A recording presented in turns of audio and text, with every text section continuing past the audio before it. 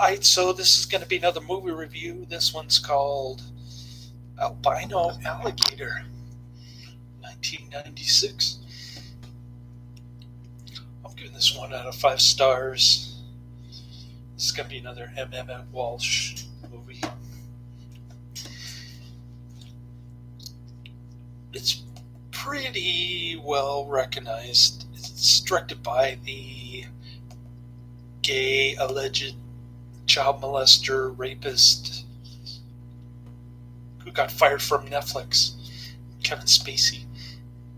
It's about the same quality as his Beyond the Sea, which I haven't seen in like 10 years or something. But it's a pretty high 6.1 out of 10, fairly high. 7,460 ratings on IMDb. Hour 34 minutes, rated R. It's a ripoff of Rock All Night, the Roger Corman AIP Dick Miller 1957 flick. But it's got a lot of potty mouth. That's why it gets an R rating. It's got a little bit of blood, but I don't know, it's kind of tame and boring. Just close-up shots of people's faces and stuff. And not very interesting. I thought it was boring as heck, as a matter of fact. Not believable. I didn't think the Matt Dillon character was... the Matt Dillon acting was pretty bad. He didn't come off as a bad guy to me. The sociopath guy was kind of overacting, not really a believable character, in my opinion. It's Kevin Spacey's directorial debut, so it might be partly his fault. Who knows? But anyways, so the police are going after this gun trafficker dude. The federal police, the ATF, they're going after him, and he holds up in a bar. Meantime, these 3 guys in a botched theft attempt of this business. They this takes place in New Orleans, by the way. They there's a lot of fake New Orleans accents in this one. Anyways, so they're in their getaway car. They're speeding away. They run over ATF agent, and they end up rear-ending a cop, so he dies. And then they go to the same bar where the gun trafficker is hiding.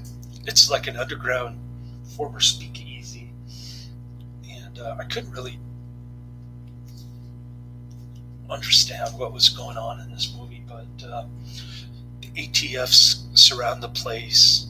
The 3 guys hold them hostage, thinking that they're the ones who the cops are after. They don't realize that it's ATF going after the gun trafficker until later, when the guy's mugshot is shown on television and they're watching television. The part that I didn't really understand was that there was a secret passageway, like a brick tunnel, and I couldn't figure out why they didn't escape. It just didn't make sense to me. Maybe it was blocked off or something. I missed that part. Somebody could explain that to me. I'd appreciate it, because the editing was kind of choppy, and I couldn't quite figure why they gave up on that. Anyways, maybe it went over my head and I just wasn't paying attention. But the dialogue is kind of murky like that too. I mean, like I said, it's hard to discern why one scene leads to another in this movie, but they're yelling and swearing at each other a lot, and later on we also learn that Faye Dunaway's younger son is one of the barflies there shooting pool and stuff. The pool scene didn't make sense to me either, because it seemed like one guy was shooting, then Matt Dillon would scratch, and he'd just leave the ball there. I didn't understand. And then there's the whole albino alligator analogy, where a herd of alligators throws up an albino alligator to sacrifice, to distract the other herd of alligators so that they can move in and protect their territory or something. So that's the inspiration for the title of the movie. It makes no sense.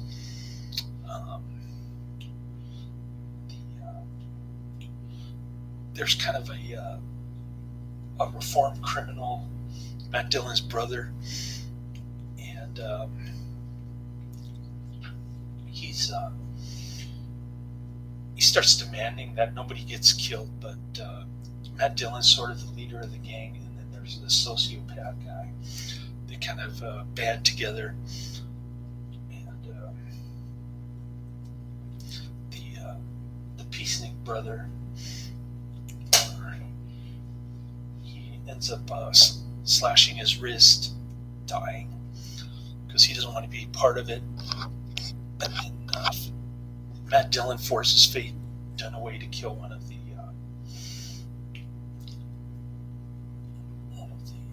hostages, and that's pretty much the movie. I mean, pretty tame, boring, not interesting, unbelievable, bad editing. I don't know what else to say. I couldn't really relate to any of the characters except for Emmet Walsh. At least he tried to use a shotgun. He ended up getting his head bashed into the bar table until he died. So the ending was kind of lame. I didn't really enjoy this movie at all from start to finish. That's why I'm giving it 1 out of 5 stars. Skip it. Like I say, highly recommend it. Just skip the entire thing. And, I did post the actors' names and the director's name in the description box. Well, I didn't say anything really. I put the main actors' names in there anyway, and the director's name. So I think I did my duty there. I warned you about this movie. Next up is King of Hearts,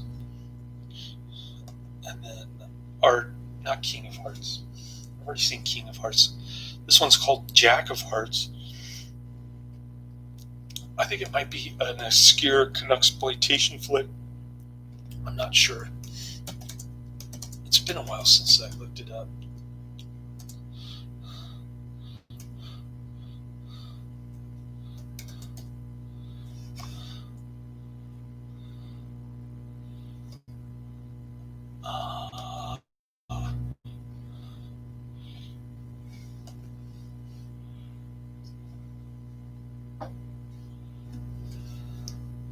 It gets a low rating, but it only has 103.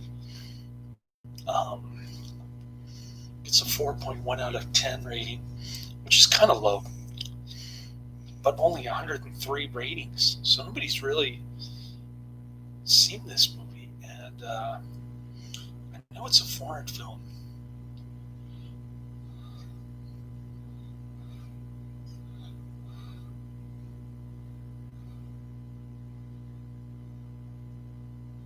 I just don't remember which country. It's another Emmet Walsh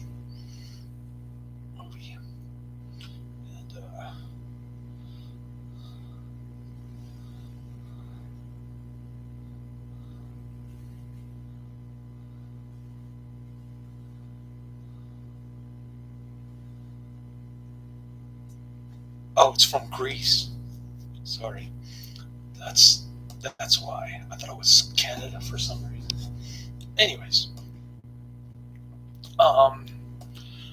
after that, I'm going to try to get to a couple of AIP movies. I've got How to Make a Monster. And I've got to see what other kind of AIP movies are out there. But anyways, I just wanted to get that quick review in. And I'll watch Jack of Hearts next. Laters.